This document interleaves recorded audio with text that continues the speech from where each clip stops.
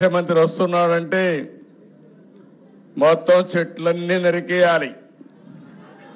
ఇక్కడికి వచ్చుంటే ఈ పల్లాలమ్మవారి దేవాలయంలో మొత్తం చెట్లన్నీ నరికేసేవాడు. అవునా కాదా గుర్తు తెచ్చుకోమంటున్నా. ఆయన వస్తున్నా అంటే పరదాలు కట్టేయాలి. అదే సమయంలో అందరి ఇళ్ల దగ్గర అరెస్ట్ చేసేయాలి. ఎవరు బయట రాకూడదు. ఈ ప్రాంతం అంతా స్కూల్స్ అన్ని మూసేయాలి. అన్ని బస్సులు ఆయన మీటింగ్ల కోసం రావాలి. ఆడవాళ్ళైతే స్వేచ్ఛగా వచ్చి కూర్చొని మాట్లాడుతున్నారు.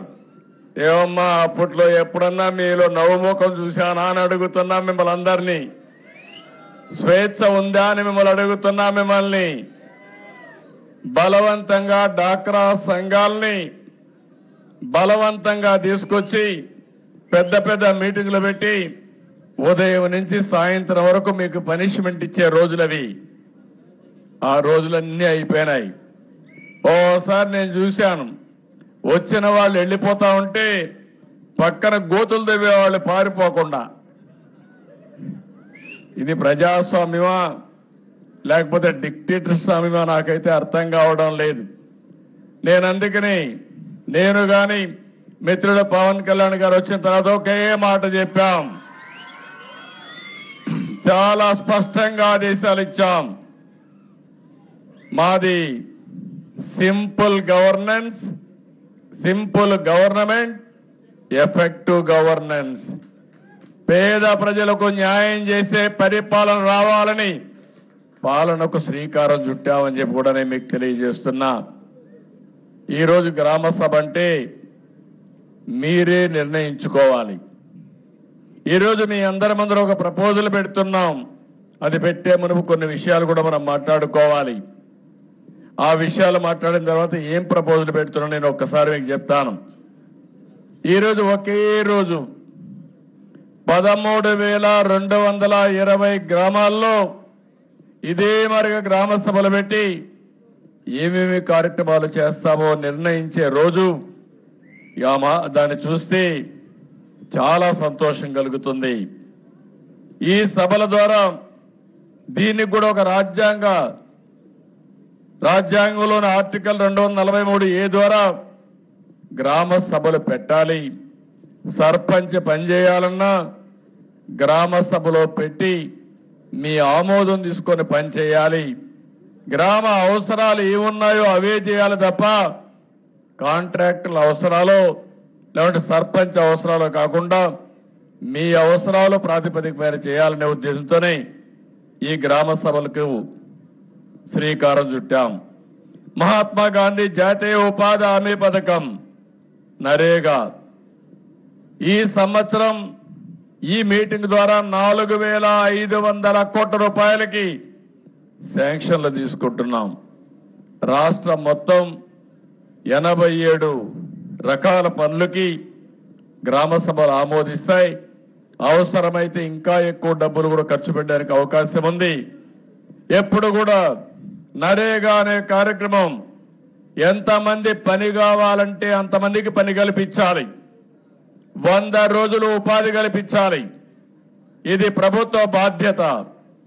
దీంట్లో కూడా మీరు చూస్తే ఎంతమంది పని చేస్తే వాళ్ళు చేసిన దాంట్లో లేబర్ ఇచ్చిన తర్వాత ఆ డబ్బుల్లోని 40% పనుల కోసం ఖర్చు పెట్టుకునే పరిస్థితి వస్తుంది. సిమెంట్కి కానీ స్టీల్ కానీ పనుల కోసం ఖర్చు పెట్టే పరిస్థితి వస్తుంది. 60-40%తో ఈ డబ్బులు వినియోగిస్తాం. ఈరోజు మొత్తం రాష్ట్రంలో చూస్తే ఈ 4,500 కోట్లు 9 కోట్ల పని దినాలు 54 లక్షల కుటుంబాలకు పని దొరుకుతుంది. ఇదొక పెద్ద ముందడుగని చెప్పి కూడా నేను మీకు తెలియజేస్తున్నా. గ్రామాలు బాగుండాలి. వానపల్లి బాగుంటే అంబేద్కర్ జిల్లా బాగుంటుంది. అదే మరి అంబేద్కర్ జిల్లా బాగుంటే దేశం బాగుంటుంది. గ్రామ అభివృద్ధి గ్రామంతో ప్రారంభించాల్సిన అవసరం ఉంది. మన రాష్ట్రంలో మీరు ఒక్కసారి గుర్తుపెట్టుకుంటే 3,54,000 మంది గ్రామీణ ప్రాంతాల్లో ఉన్నారు. 1,50,00,000 మంది టౌన్స్ లో ఉన్నారు. గ్రామాలు అభివృద్ధి చెందితేనే దేశ అభివృద్ధి అని చెప్పి కూడా నేను మీకు తెలియజేస్తున్నా. అందుకే 14, 19 ఒక్కసారి గుర్తు చేసుకోండి, స్వర్ణ యుగం. అవునా కాదా అని మిమ్మల్ని అడుగుతున్నా. సిమెంట్ రోడ్లు కానీ అన్ని పనులు చేశాం. అదే సమయంలో 19, 24 చీకటి రాజ్యం, ఒక్క పని కాలేదు. ఎక్కడికి పోయినా డబ్బులు నాకైతే అర్థం కావడం లేదు. కడాన నరేగా డబ్బులు కూడా దుర్వినియోగం చేశారు, దొంగ బిల్లులు వేసుకున్నారు. ఇష్టానుసారంగా ఎక్కడికక్కడ సొంత జోబుల్లోకి పోయినాయి తప్ప ప్రజలకు ఖర్చు పెట్టే పరిస్థితి లేరు. అందుకే ఆ రోజు త్రాగునీటికి ప్రాధాన్యత ఇచ్చాం. ఇంకో పక్క పంచాయతీల్లో సిమెంట్ రోడ్లకు ప్రాధాన్యత ఇచ్చాం. ఈరోజు కూడా మీరు ఒక్క విషయం గుర్తుపెట్టుకోవాలి. ఎమ్మెల్యే ఉన్నారు, నియోజకవర్గ సమస్యల్ని పరిష్కారం చేయడం కోసం ఆయన ఎక్కడికక్కడ ముందుకు వస్తారు. ఎమ్మెల్యే ఎంత ముఖ్యమో అదే సమయంలో గ్రామ సర్పంచ్ కూడా అంతే ముఖ్యం. గ్రామానికి ప్రథమ పౌరుడు గ్రామ సర్పంచ్. ఆ ఎన్నికలు కూడా ఎంత అపహాస్యం చేశారో మొన్న ఎన్నికల్లో మీరు చూశారు. ఎన్నికలు జరగనీయకుండా చేశారు. స్థానిక సంస్థల ఎన్నికల్ని కబ్జా చేశారు, రౌడీజం చేశారు.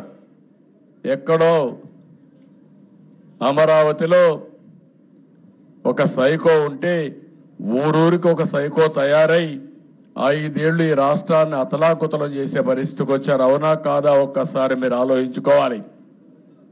5 ఏళ్లు నన్ను కూడా గ్రామాలకు రానియలేదు.